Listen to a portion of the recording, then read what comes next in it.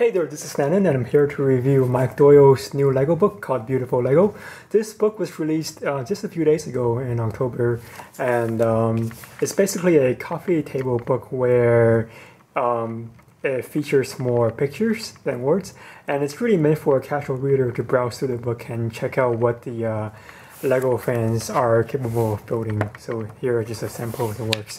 So I'm going to go through the book page by page and kind of briefly talk about the creations and some of the builders who are featured in there and the contents of the book in general. So let's go ahead and start.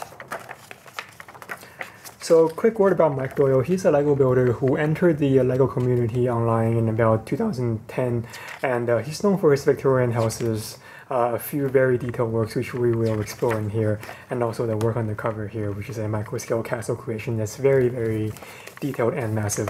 So the table of contents, the book is broken down into sections that's grouped by themes. Also, little sections that features individual builders.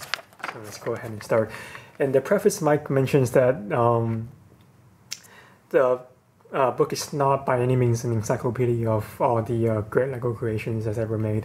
It's more or less a sample of the works that is taken from the Lego community, mostly from Flickr, but there's a good sample of mostly all the works. So let's go ahead and start. The first section is about the Herbal Brothers. They are two brothers living in Spain who are known for their very intricately detailed, very realistic, accurate creations like the alien here and the Iron Man in this picture here. So these are created a few years ago, from 2007, 2008, 2009, up until 2010, 11. Okay, I'm just naming off years here, but they're mostly made a few years ago. And nowadays, the Herbal Brothers, they live distant from each other, and it's hard for them to get back into building. But the interview kind of talks about the process of how they build, and it's a very interesting read. And food, real objects, and Attic Treasures by Matt Armstrong. So some of the sections you can see are grouped by works from one builder, or they are, works by different builders that are categorized into one theme. Okay, here's a section on Jordan Schwartz. And the question that Mike asks the contributors to the book is very simple. It's why Lego? And in here, Jordan kind of gives us a summary of his biography, how he got involved in the Lego community and worked for the Lego group as a designer for 1 year. And some cube dudes, quite a good variety of them. And a section on Alice in Wonderland. It's a very niche section in the Lego creations that people have made. Not many in this theme. I guess Mike has a fascination with the with this, so that's why he included a few pages on it. Section about Nathan Sawaya. It's again the question of why Lego, and Nathan is the one person that most people will think about, even the mass public, when they think about Lego artists, because he is actually a professional Lego artist. He has his creations on display in museums, and this one is actually a red dress. I had to look at the title to see it, and once I see it, okay, it makes perfect sense. So his stuff is featured in museums, and again, he's very accomplished builder in that regards. Creatures. So some Bionicle creations here, a good representation from the Bionicle community. And some birds. These were actually featured on Lego Crew, so I think they are almost reaching the 1,000, the 10,000 supporters mark, which means that Lego will consider making them into sets, or at least just one of them. Then more creatures. This is the Dissected Frog by Dave Kalila.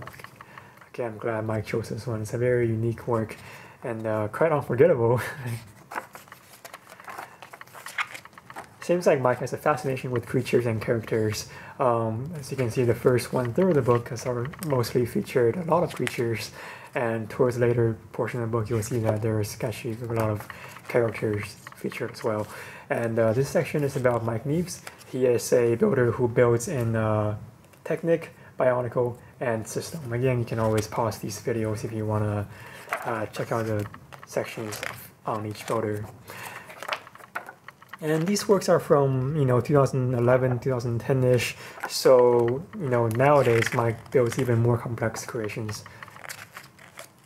And in juxtaposition with complexity, Mike also chose to feature simple builds where, in less than 40 bricks or so, you can definitely tell what a creation is. In this case, a football player. So he highlights that beauty is not only in complexity, but also in simplicity as well. Okay, here we move on to the character section. So works by Legoholic, Guy Himberg,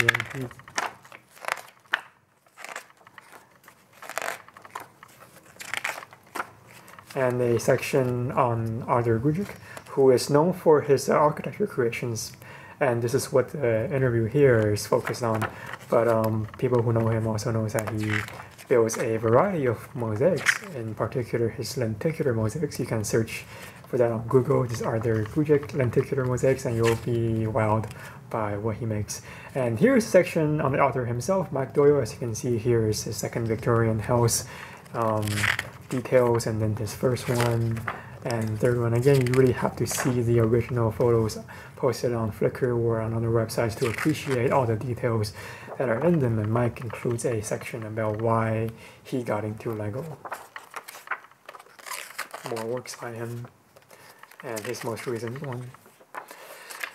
Okay, and moving on to architecture, a lot of this is in micro scale, and one thing that I noticed, Mike didn't really feature many minifigs in this book, and haven't gotten to the later part yet, but it's mostly, sculptures, characters, creatures, architecture, etc. So not many pages dedicated to the minifig itself, which if you're a big fan of the minifig, you might be a little bit disappointed in that respect. Castle Creations, by this one's by Luke Hutchinson, and castle builders, just like any builders in general, they kind of come and go. Every once in a few years you have a few builders who kind of are really well known at the time, and currently Luke is a very well known builder, but at the time of the book, well, he's featured enough times here, but what I'm trying to say is, older builders like Rocco or Darkspawn, also known as Aaron Andrews, some of their works back in the early 2000s and even late 2000s are very significant, and they're not including here most likely because Mike hasn't really encountered them, aren't too familiar with them, but it just goes to show that the LEGO community is always a constant changing thing where new names come and old names go, and it's very dynamic, and then sometimes people come back, so things are changing the whole time. Okay, this is a creation by Sean and Steph Mayo, the only one by them that's featured in this book, and you can already see some of their clever techniques, like using the not train tracks, but the treads for little houses on the towers. And if you were to make the book nowadays, you probably would have a lot more creations that are by the two builders there. So again, shows that maybe back in the time, their works weren't all that well known, but nowadays their works are pretty much familiar to most people who are browsing the LEGO community nowadays. Okay, more architectural stuff. A lot of micro scale. I think Mike is interested in his micro scale creations. Not many are minifigure scaled. This one it's a creation by me and Tyler Mirage in 2012. We are working on a new project right now that is supposedly better than this, so hopefully we'll get that done. We've been hoping to get it done by this year, but due to time constraints, I guess, we are delaying that a little bit, so hopefully by the end of the year. A little section about me. I submitted a rather short paragraph looking back on all the other people's writings. Mine is pretty terse. So Mike chose a lot of my early works, and they're more characteristic of my fascination with the horror genre back then, especially these three surrealist sculptures, and this one right here. Oh, well, actually all of them. So my recent stuff is more colorful, space-themed, kind of miscellaneous, but back then I had a lot of focus on this kind of weird, grotesque genre. So, okay, the mosaics by Katie Walker, very, very characteristic. The characteristic use of the cheese slopes to create these patterns is definitely unmistakable. The cars by Bricks on Wheels, I think. That's his username, and his real name is Dennis Glasker.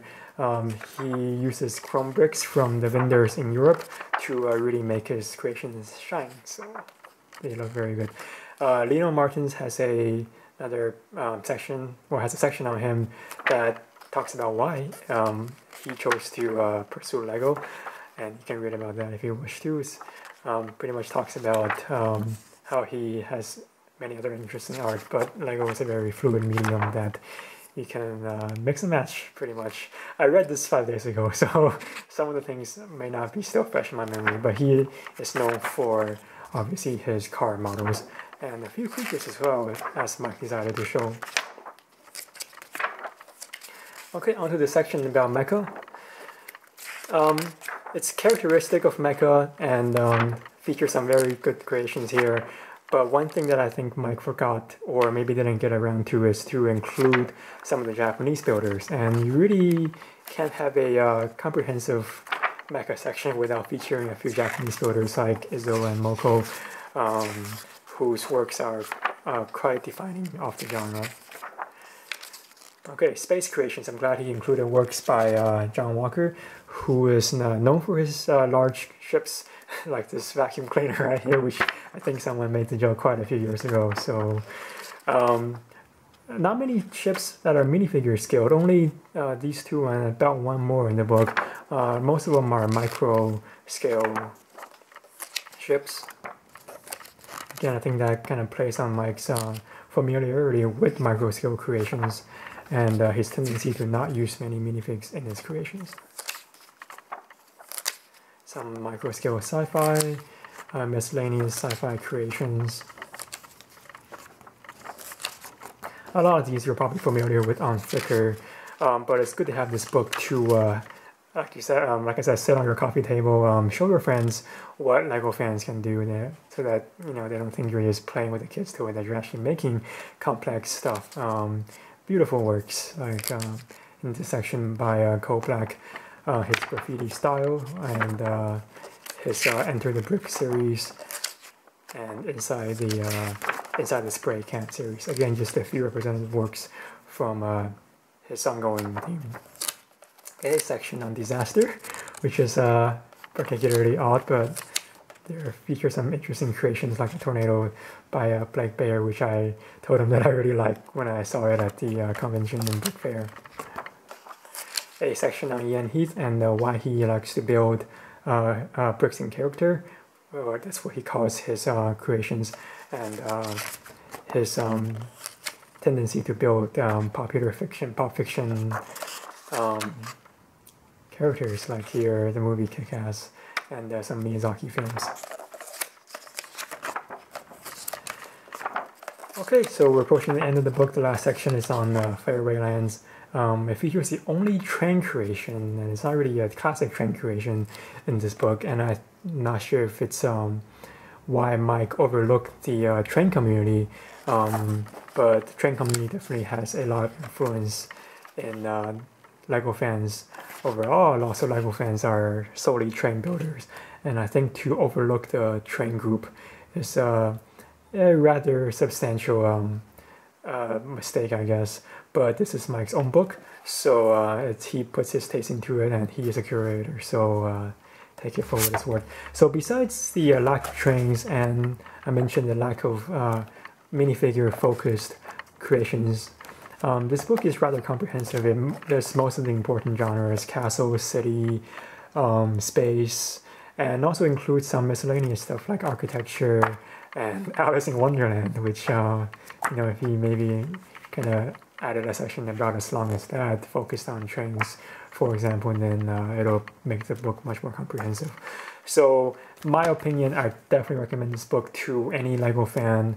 And if I were to say get one Lego book, this probably would be the one, because as fans of Lego, you can get information on Lego all over the internet. So it's not that beneficial to have a book that provides information, because all that info is going to be changing as Lego comes out with new parts, people make new creations. But this book is very handy to have in showing your friends or visitors to your house, you know, hey, this is what I do, or this is what, you know, people like me do, and they'll flip through the book and they'll get a good sense of, you know, different things like space, castle, sci-fi, city, whatever, and it's a very nice segue to carry a conversation that you play with a kid's toy and kind of dispel the myth that, you know, it's just child's play. Actually, to some extent, it's really fun. It's fun, but like this book illustrates, you know, there's a lot more complexity to it. So I will give it a 9 out of 10 and recommend it to every Lego fan. And I'm serious, it's a very good book. Go out and buy it. It's on Amazon, and they usually have a good discount on that as well. So I think it's currently $17. Alright, thanks you for watching this review, and we'll talk next time.